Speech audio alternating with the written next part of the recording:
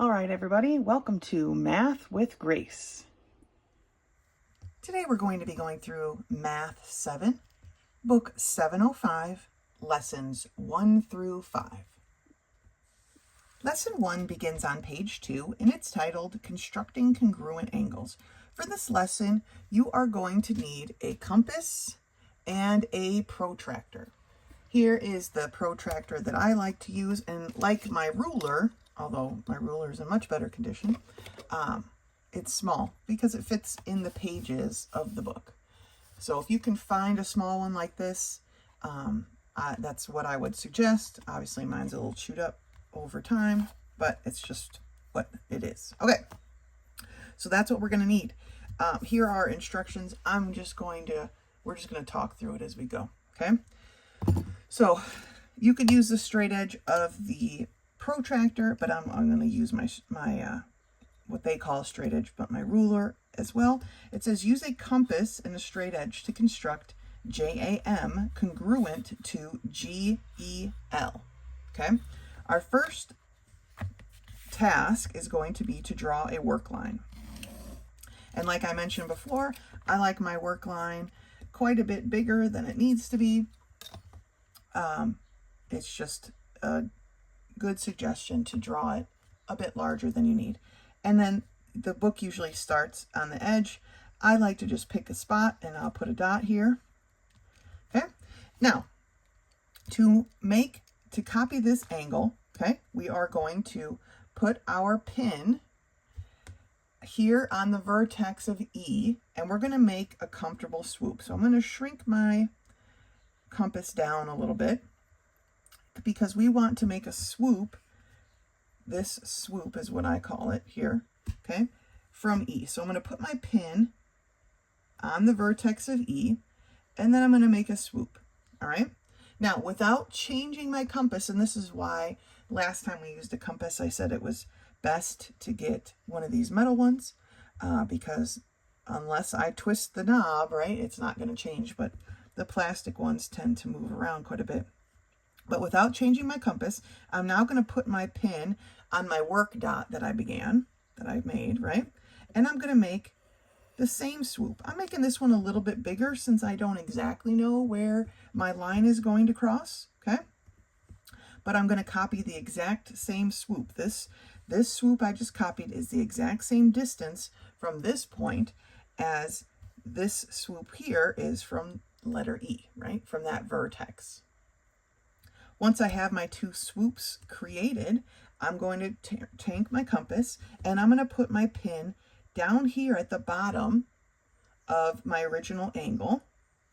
And I'm going to adjust my compass until my pencil matches or reaches across to this side of the angle. And what we're doing is we're what I call measuring the swoop.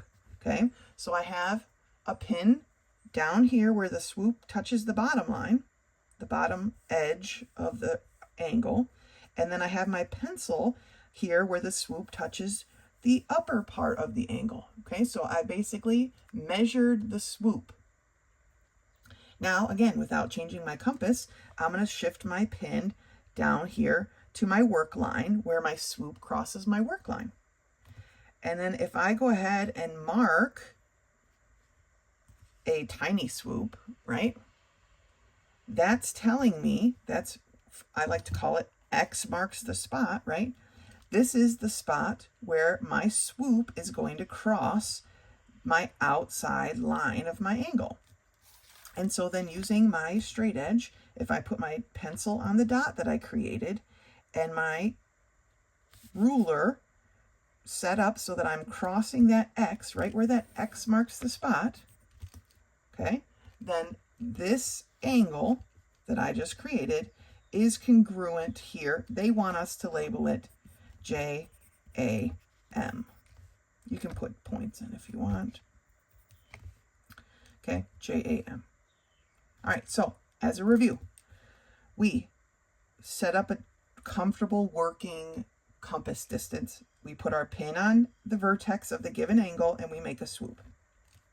Without changing our compass, we come over to our work line that we created and our vertex that we created, and we make a matching swoop. Then we go back to the original, putting our pin at the one side, one edge. I usually use the bottom edge, but it doesn't really matter. But I put my pin where the swoop crosses one side of the angle, and I put my pencil where the swoop crosses the other side of the angle. And then I've measured the swoop, okay? Then without changing my compass, I'm going to come back here and put my pin on my work line where the swoop crosses the work line. And then I'm going to put a mark that says my swoop should be this long. When I put that mark, it made a little X. X marks the spot, and that's where I want to draw my line through, from the vertex through. Now, there's a whole bunch over here for us to practice with, so let's do that. So looking at page 3, the instructions read, use a protractor to draw these angles. Okay, so now we're using a protractor to draw an angle, right? We still start with a work line. So for number 2, I'm starting my work line. And I'm choosing a point. Right there is fine. Now, they want a 45-degree angle, so remember, when you're using a protractor, you're going to, whatever point you chose is going to be right here in the middle, where these two lines meet, and you're going to line up your work line with this 0. So point here, lining up my work line, as you can see, with the 0. Hopefully you can see it's not too much glare, maybe right there. And we want a 45-degree angle. So going from 0, we have 10, 20, 30, 45 is right here. Right? Halfway between 40 and 50 is right there. Now that I've marked it, I can come back with, you could either use the protractor or I'm using my ruler, obviously. And you're going to draw, your angle.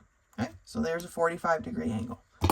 Over here for part B, they want a 90-degree angle. So again, we're starting with a work line. This time I'm going to move my point a little bit more to the center because 90 degrees is just going to go all the way up. But I'm going to still line up the center of my protractor here, and I'm going to line up my edge on the 0. And then I'm going to follow 10, 20, 30, 40, 50, all the way up to 90, which is here. And then I can draw from the vertex that I picked up to my mark and have a 90-degree angle. You can even mark it with a little doghouse box if you'd like. All right, number 3, A. We have our work line. I'm going to pick my starting point to be here. And they want a 60-degree angle. Okay, so my starting point, or my vertex, remember, goes in the center here. And I'm lining up the outer edge of my work line, or lining up my work line with the 0 line. And they want a 60-degree angle. So 10, 20, 30, 40, 50, 60 is right here. So then I go from my vertex to my mark, and I have a 60-degree angle. All right, last one, 3B. We're starting with a work line. And this is a 120-degree angle. Now, when we're working with angles greater than 90, I usually start more towards the middle. Just like with the 90, we started more towards the middle of our work line. I'm going to do the same thing here. So I'm going to put my vertex right there. You'll see why in a second. So here's my vertex. I'm going to line that up with the center of my protractor. And I'm going to put my work line on the 0 line, right? Oh. Now, starting from 0, 10, 20, 30, 40, 50, 60, 70, 80, 90, 100, 110, 120 is right here. All right? And that's why I started more towards the middle, because we were going to go kind of start heading backwards, right? If I started way over here, then my angle would be like this, protruding into this one. So we started over a little bit more. So there are the 4 angles that we drew using our protractor. Now we're going to set that thing aside, and they want us to use a compass and a straight edge to copy each of them. All right, so first things first, we are going to start with our work line for 4A. Okay, so here's my work line. Just like 2A, right? That's what we're copying down here. I'm going to put my starting point, my vertex, right about there. All right, then to copy this, we're going to set our compass to a comfortable distance, a usable distance, and we're going to put our pin right here at this vertex. And don't be afraid to really kind of poke it in there a bit, right? And then we're going to draw a swoop. Then without changing our compass, we're going to move down here to our new work line, point our pin in there, and make the exact same swoop. All right? Now, we're going to go back up to our original. We're going to set our pin where the swoop crosses the work line that we made. And then we're going to adjust our compass so that our pencil shows right where that swoop crosses the other side of the angle. So it's about that big. Then I'm going to take this without changing my compass. Down here, I'm going to put the pin where my swoop crossed my work line, and then I'm going to make a mark for how long my swoop should be, because that was the measure of our swoop. That's our X marks the spot, okay? So using my straight edge, I'm going to put my pencil at my vertex, line up my ruler so that it's going right through my X marks the spot, and there we go. Now, you don't, like the first one we did, had all these labeled. You don't have to label it. It's fine. Those two are now congruent. They're the same. All right? Let's do part B. For part B, 4B, we need a work line. Just like for 2B, I'm going to put my vertex, my starting dot, somewhere near the middle. Okay. Just like before, we're going to set our compass to a comfortable distance. All right? Not too big, not too small. If you do it too small, you're going to have a hard time measuring it and stuff. So just a comfortable distance. I'm going to put my pin on the work line at the vertex. Right there. Poke it in there a little bit, and I'm going to make a swoop. Oh, see, this is why we've got to poke it in there a little bit. Hold on a second. All right, don't be afraid to really get it in there. All right, we're going to make our swoop. If you mess up, don't worry. Erase it and try again. That's the whole point of this, right? Okay, I need to replace my lead. But I made my swoop without changing my compass. I'm going to move down here, to my work line and my vertex. I'm going to poke it in there real nice. And remember, I want this swoop to be a little bit larger so I have room to work, right? So there's my swoop. Now, I'm going to come back up to the original. I'm going to put my pin where my swoop crossed the work line. And now this time I need to expand it, right? So I'm going to expand it out to where my pencil can reach where the swoop crossed the other edge of the angle. Now that I've measured my swoop, I'm going to move down to my new one. I'm going to put the pin where the swoop crossed the work line, and then I'm going to put a mark on the swoop to how big my swoop needs to be, the measurement of my swoop.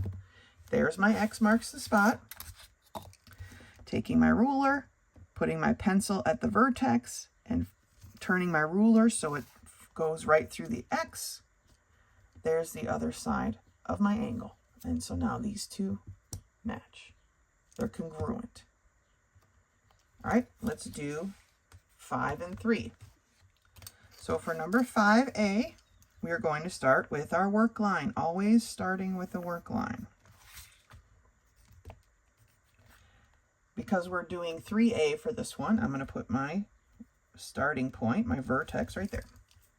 Now, taking my compass, I'm going to move it in a little bit so it's just a comfortable distance, right?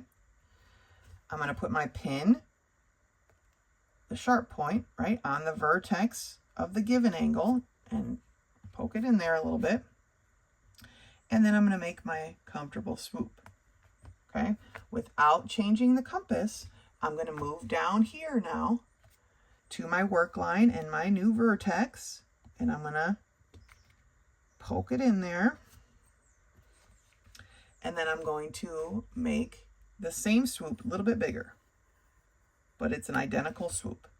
Okay, now I'm going to move back to the original, setting my pin where the swoop crossed the work line, or that outer edge, and I'm going to adjust it, which doesn't need to be much adjustment here, so that my pencil matches where this swoop crossed this edge of the angle, right? That's measuring my swoop. That's how long my swoop is.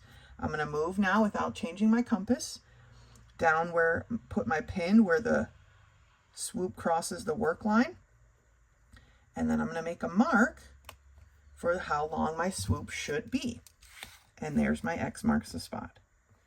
Pencil at the vertex, ruler going right through the X marks the spot, and there is a congruent angle for that.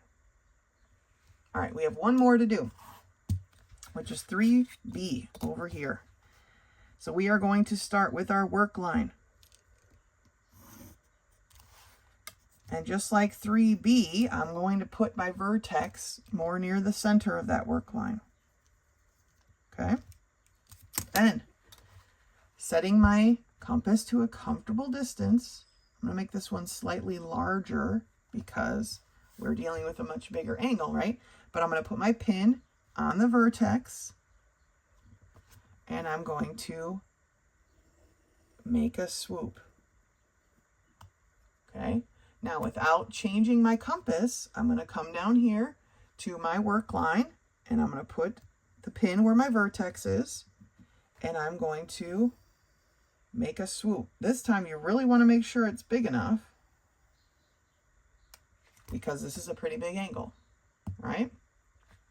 Then I'm going to come back to the original. I'm going to put my pin where the swoop crosses the work line, and then I'm going to expand my compass until my pencil reaches where the swoop crosses the other side of the angle.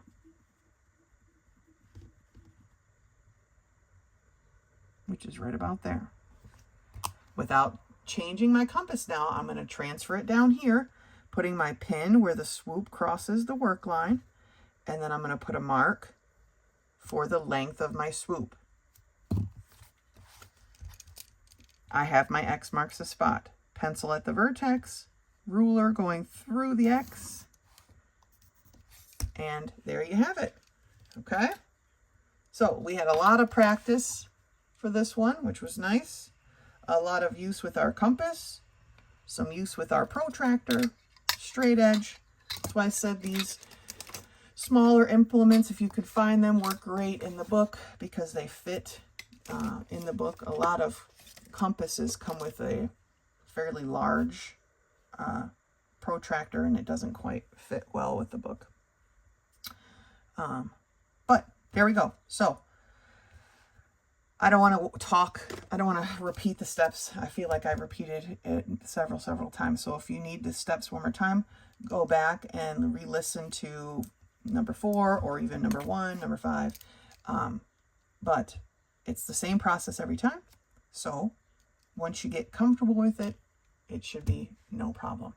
All right, that's it for lesson 1. Go ahead and finish the We Remember and meet me back here when you're ready for lesson 2. Lesson 2 begins on page 7, and it's titled Solving Inequalities and Graphing Their Solutions. This time, though, we're talking about greater than or equal to and less than or equal to. So it says 2 signs combine the inequality in equal signs, and that is the greater than or equal to sign or the less than or equal to sign.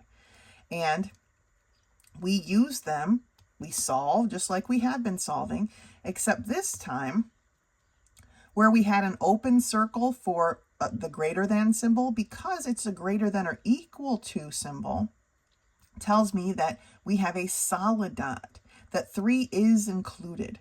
When we say n is greater than 3, the 3 isn't actually included, and that's why we have the open circle. But when we say n is greater than or equal to 3, the 3 is included, and so we have a solid dot.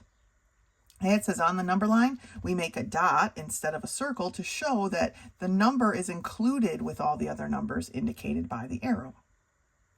So let's take a look at some of these. For problem number 1, we have x is less than or equal to a -2. So we find our -2. We are going to put a solid dot because the -2 is part of the answer. And then we're drawing an arrow to all of the numbers that are less than that. And remember, if our x is on the left-hand side of the symbol actually shows us which way to draw our arrow. So it's going to be this way. As a reminder, I like to put my arrow just above the number line to make it clear what is the arrow and what's the number line. All right, that's just how I like to do it. The book uses a different color. That's great. You could do that with your work. I just choose to do it this way instead. As long as it's clear for everyone, then it makes sense. Okay.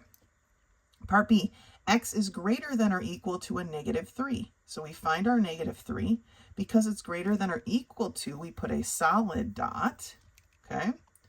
And then our arrow needs to point towards everything that is greater than. Remember, greater is always going to be to the right, but also the symbol tells us that that's the way we want to go. All right? Now, looking here, it says solve each inequality and then graph the solution. Okay. So, x plus 11 is greater than or equal to 18. We want to get x by itself. 11 is being added to x. For us to get that out of the way, we're going to do the opposite and subtract 11 from both sides. So we have our x. 11 minus 11 is 0. So x is greater than or equal to 18 minus 11. Well, 18 minus 11 is 7. So x is greater than or equal to 7. Now to graph that, we're going to find our 7. Because it's greater than or equal to, we know that that's a solid dot. And then our arrow needs to show to everything greater than that, or going to the right. All right. For number 3, we have x minus 4 is less than or equal to 0. We want to get x by itself. 4 is being subtracted from x, so we're going to do the opposite and add 4 to both sides.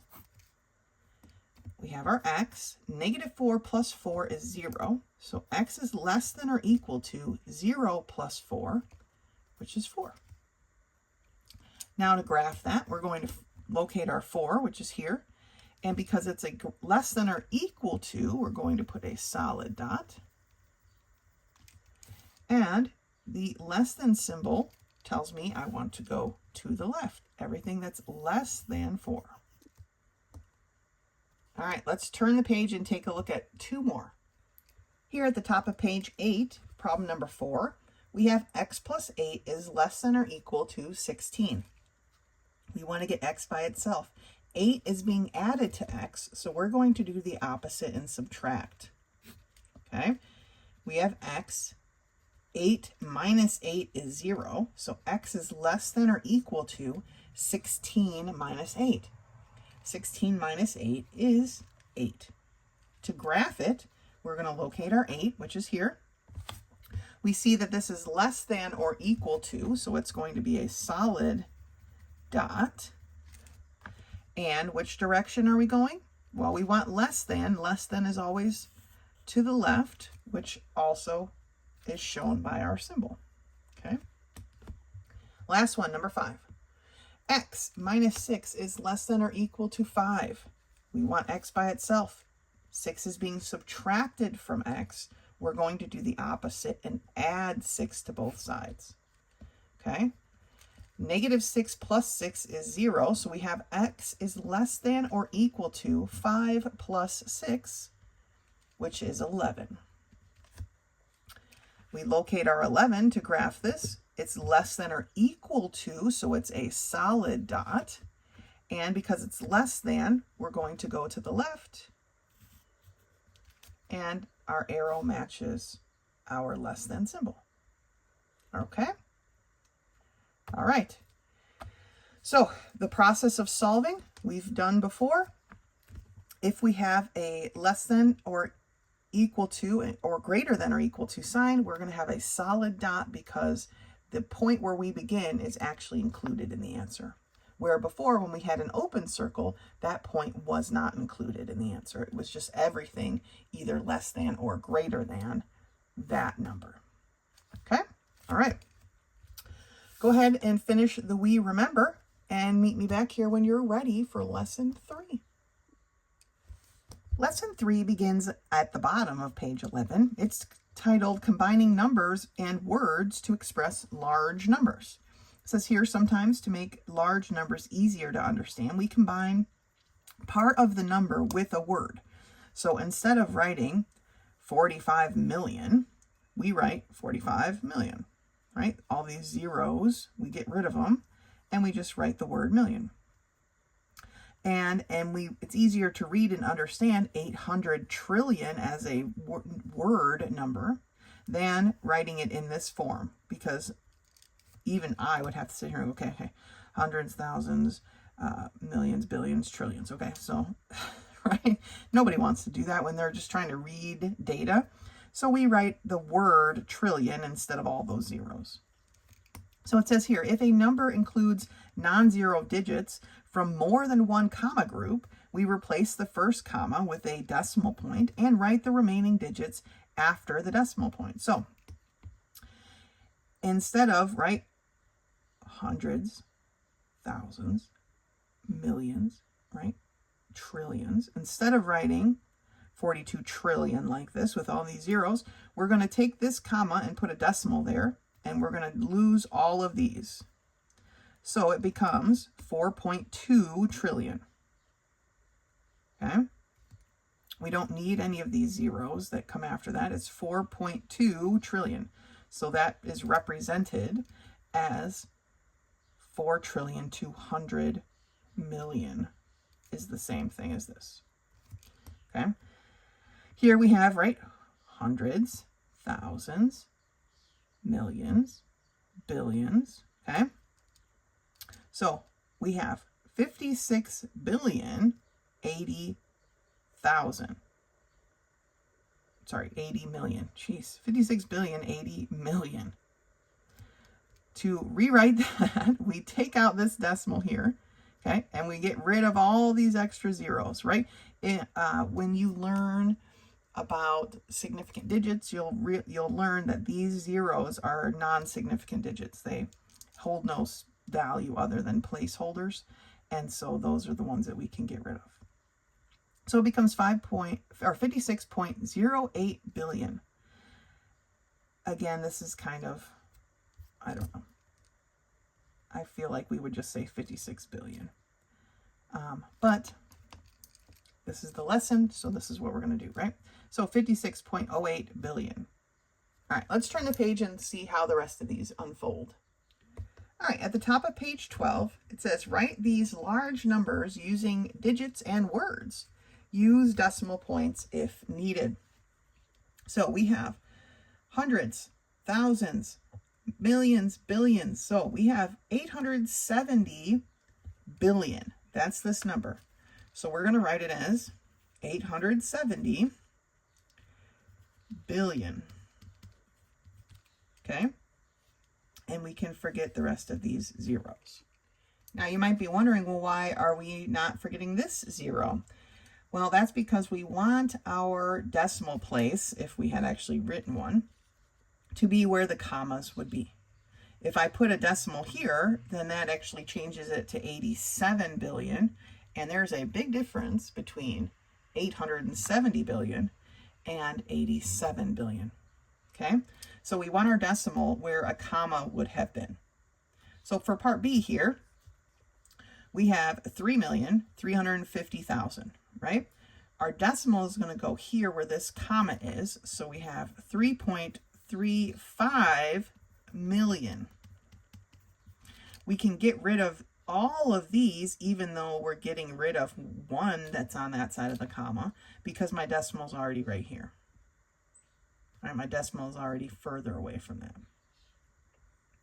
So to the right of the decimal place, all the zeros. All the empty zeros gone. Okay. To the left, and I accidentally put a decimal right there. To the left of the decimal place, because this one would have been here, right? Then we keep that 0. Okay? All right, let's look at the next one. We have hundreds, thousands, millions, billions, trillions. So we have 9,900,000,000,000,000. That's a lot, right? Our decimal is going to go right here where this comma is. So we're going to end up with 9.9 trillion. Okay, all of these zeros gone. We don't need them. All right, let's take a look at part B. We have hundreds, thousands, millions, billions. So this is 70 billion, 400 million. Okay, so we're going to write our decimal right here. So 70.4 billion. We don't need any more of those zeros. 70.4 billion.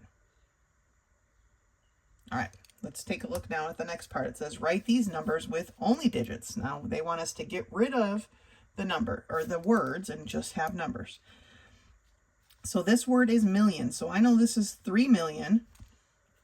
So 3 comma 060, because we always have groups of 3. So 060,000, 000 for my hundreds. So my hundreds, thousands, millions. For 5.1 billion, we're going to write 5 comma 1 and then fill in those zeros. So this was a billion, this is the millions, this is the thousands, and this is the hundreds. So hundreds, thousands, millions, billions, 5.1 billion.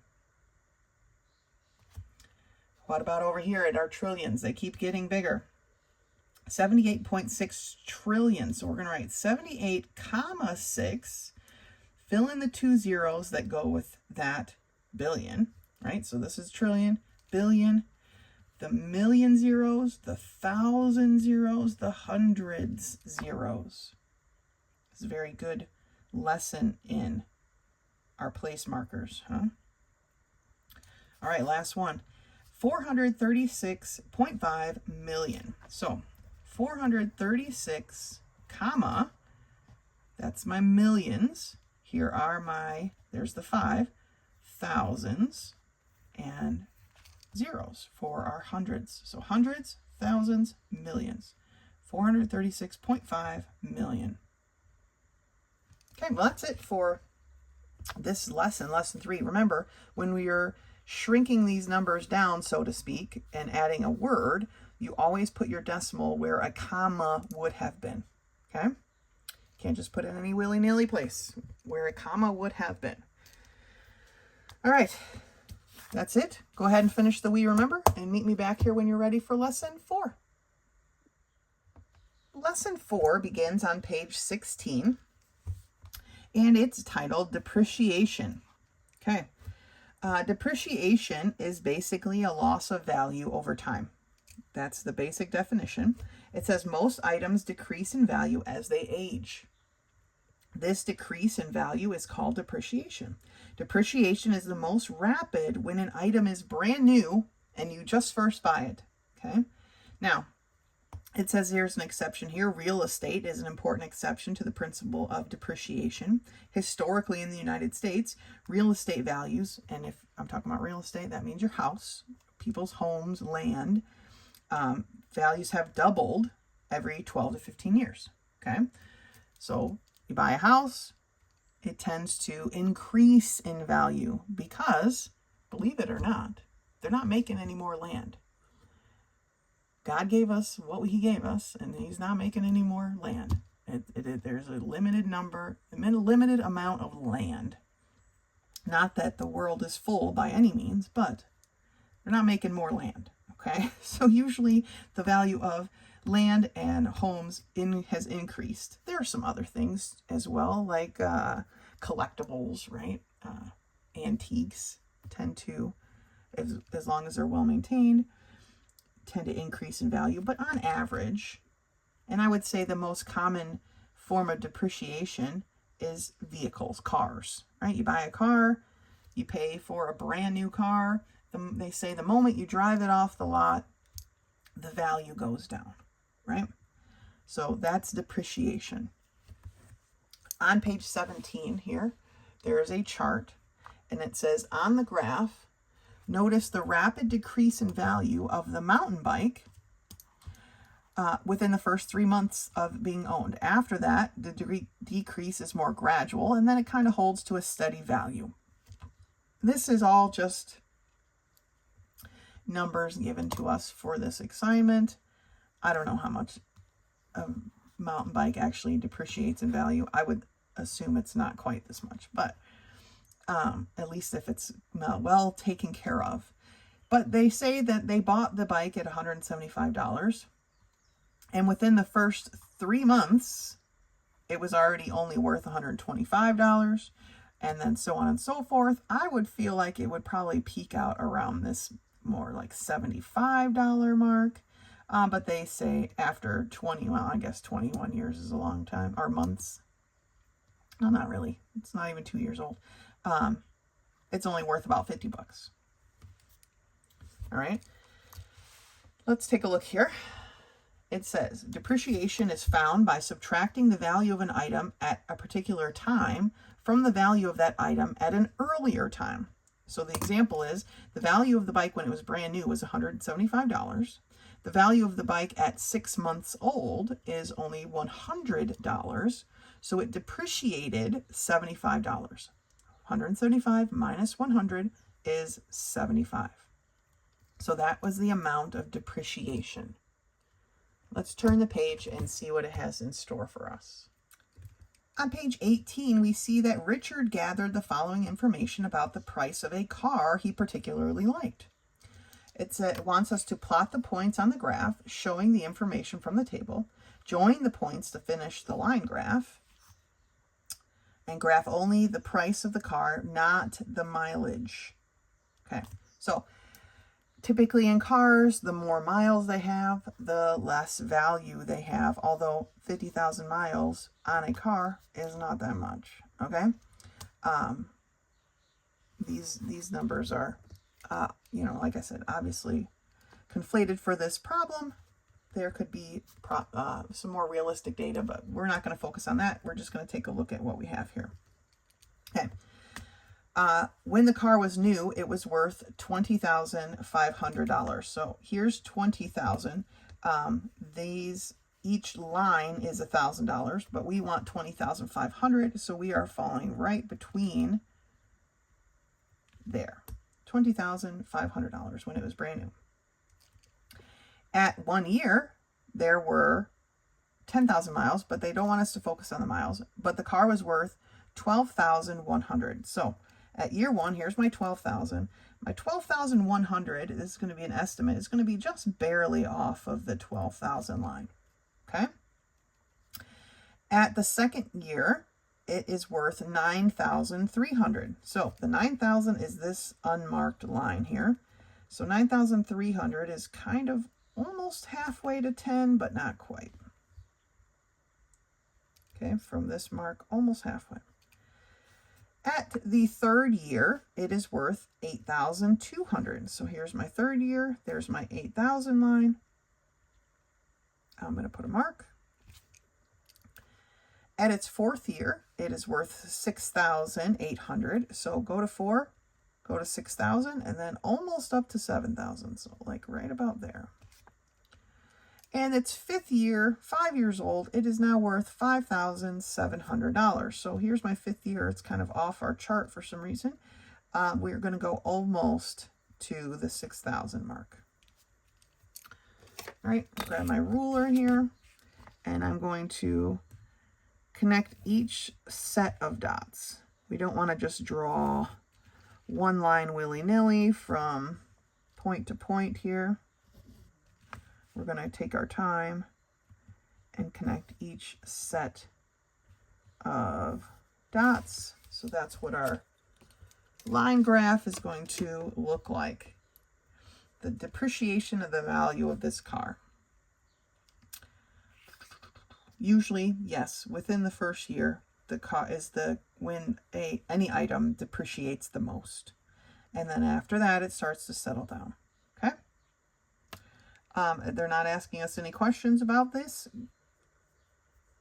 graph, so that's it for the lesson, right? It's just a lesson about understanding what depreciation means for the most part.